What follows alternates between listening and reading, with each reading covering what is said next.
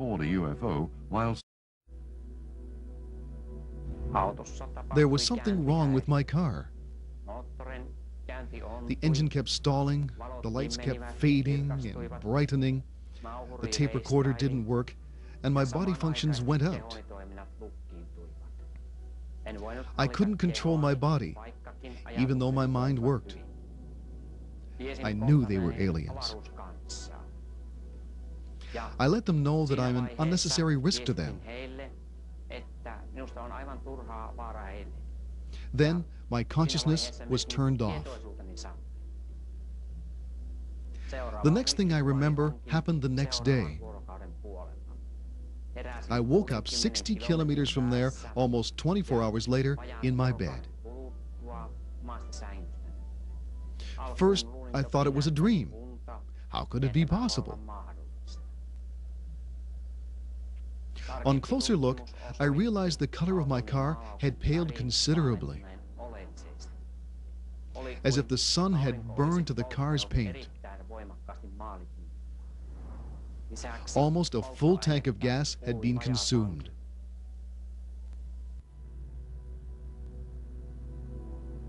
Although messages from invisible worlds often seem to transcend the boundaries of human intelligence, we must look at the experiences which are known as channeling. The intensity of the experience may lead to accidental generalizations, and the imagination may color the account of it, which means that its significance becomes overemphasized. What is interesting about channeled information is that it exudes absolute authority, poignancy, and wisdom. It's probable that the person conveying the message does not necessarily know what is happening. Aliens evolved just like we do. Different beings that have contacted me vary considerably. Different sizes, appearances, and other internal structures.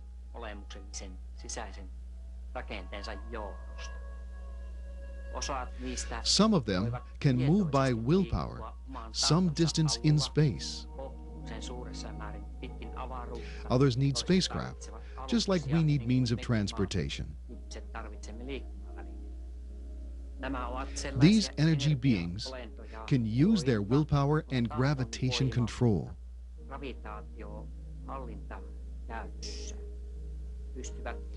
They can connect their shielding fields and life circuits with the circuits of the universe. These normal space people can resemble us quite a lot, or then be totally different from us. The closer their race is to ours, the easier it is for them to operate among us. The Bible tells about new, different people who lived among them. Most likely, they were aliens, sons of God wandering among the people.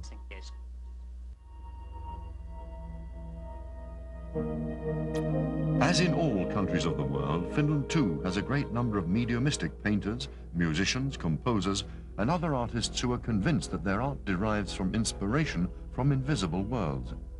Skeptics offer the artist's own subconscious as an explanation, although most parapsychologists consider these phenomena a mystery.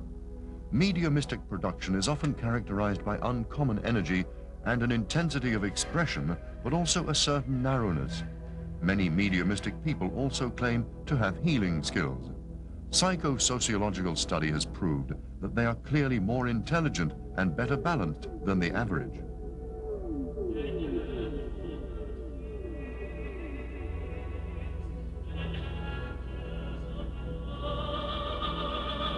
The Finnish medium Aulikki Plami is an excellent example of a mediumistic singer.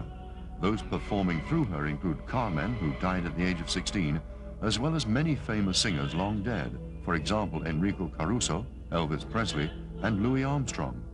A healer who introduces himself as Dr. Herman also works through Plami. In continental Europe in particular, Plami has become a sensation. Mediumistic individuals often convey messages predicting the end of the world, and it's clear that the number of major catastrophes is growing. Another frequent theme is mass evacuation carried out by UFOs, which easily brings to mind the Ascensions mentioned in the Bible.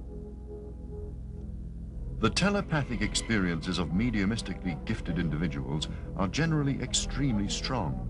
Sometimes they appear as journeys from which mental images remain in the memory. Research has shown that channeling experiences have some links with multiple personalities, although distinct differences also occur. While 3 out of 4 people with multiple personalities develop the personas of under 12s, children never occur in channeling. Usually, multiple personalities emerge from the subconscious by the score, whereas in channeling, there is seldom more than one source.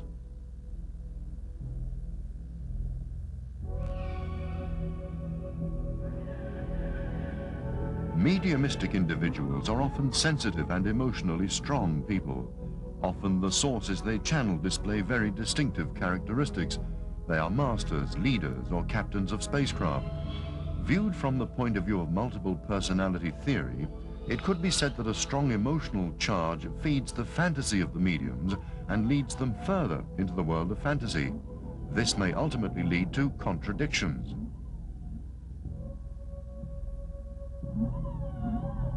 The critics, however, disregard one important background factor.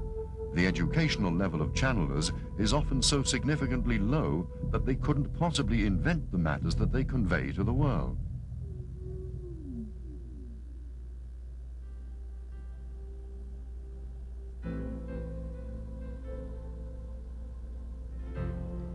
Investigators of channeling have also suggested that there's no need to rely on the multiple personality theory or any parapsychic explanation to understand the phenomenon.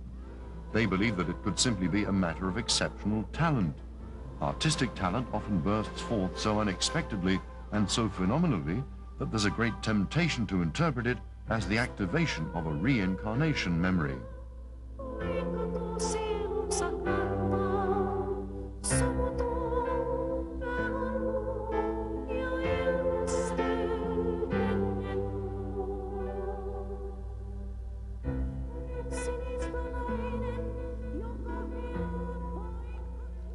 Undoubtedly, the most common form of channeled communication is literary channeling, better known as automatic writing. Without or partly without a person's conscious knowledge, sometimes also when fully conscious, the medium's hand produces text. Today, computers too can be used for writing. Psychologists claim that this kind of automatism may lead to disorders of the mind, such as the emergence of mutually independent personality units. People who have this type of experience seem, however, to be in closer contact with the universe than the rest of us. Automaattikirjoitus on mielenkiintoinen ilmiö. Sillä tarkoitetaan sitä, että ihminen ottaa kynän käteensä ja hän tuntee yhtäkkiä jonkun ulkopuolisen energian vievän tätä kynää ja kirjoittavan. On ihmisiä, jotka kirjoittavat kielillä, joita he eivät päivätajunnassa ole koskaan opiskelleet. Ja tämä informaatio, joka saadaan, näyttää antavan tietoa siitä, minkälaista elämä on kuoleman rajan jälkeen. On hyvin mielenkiintoista, että jotkut automaattikirjoittajat ovat saaneet osan tiedoista ja joku toinen toisella paikkakunnalla toisen tiedon. Ja kun nämä tiedot yhdistetään, niin silloin siitä tulee vasta looginen tarina.